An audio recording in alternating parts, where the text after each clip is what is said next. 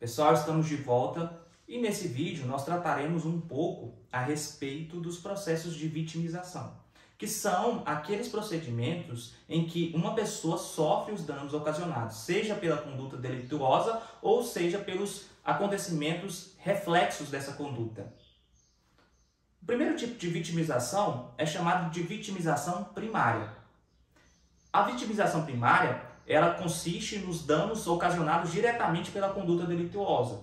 Então, a vítima ela sofre os prejuízos que foram ocasionados pelo próprio crime. Então, se nós estamos diante de uma lesão corporal, a vitimização direta ocorrerá quando aquela pessoa foi agredida e, em razão disso, sofreu uma lesão. Então, essa é o próprio dano ocasionado pelo delito que vai gerar essa vitimização primária.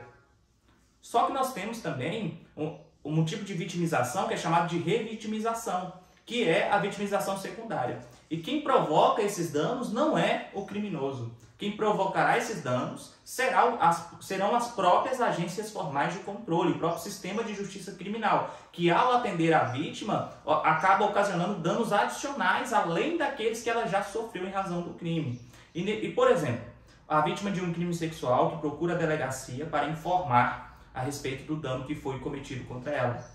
Só que chegando na delegacia, ela é atendida por profissionais que não se importam tanto com aquela situação, às vezes até a tratam mal e às vezes indiferentemente, isso acaba ocasionando danos a mais, danos adicionais. Então essa revitimização, essa vitimização secundária é uma forma pela qual danos adicionais são impingidos à vítima, incidem sobre a vítima. Então nós temos aqui uma preocupação muito justa, que é essa necessidade de fazer com que as instâncias formais de controle, com que o sistema de justiça criminal não seja um órgão vitimizador, não seja uma instituição que acabe ocasionando mais danos para a vítima do que aqueles que ela já sofreu pelo crime.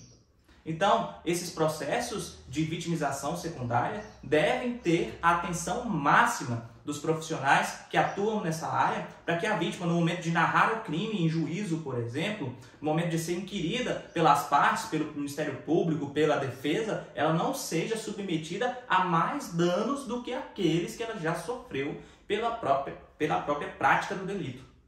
E por último, além da vitimização primária e secundária, nós podemos falar também na vitimização terciária.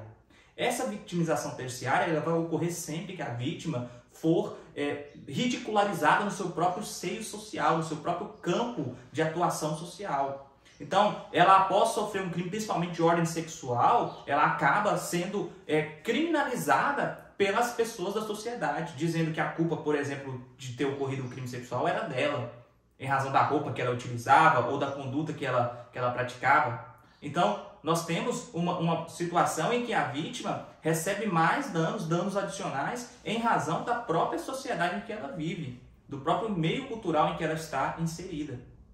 E da junção dessas três tipos de vitimização, nós teremos ainda um quarto tipo que é chamado pela doutrina de heterovitimização, que é quando a própria vítima, depois de sofrer todos esses danos ocasionados pelo fenômeno delituoso, ela mesma passa a se recriminar, passa a se culpar por aquilo que aconteceu com ela, do qual ela não teve culpa alguma.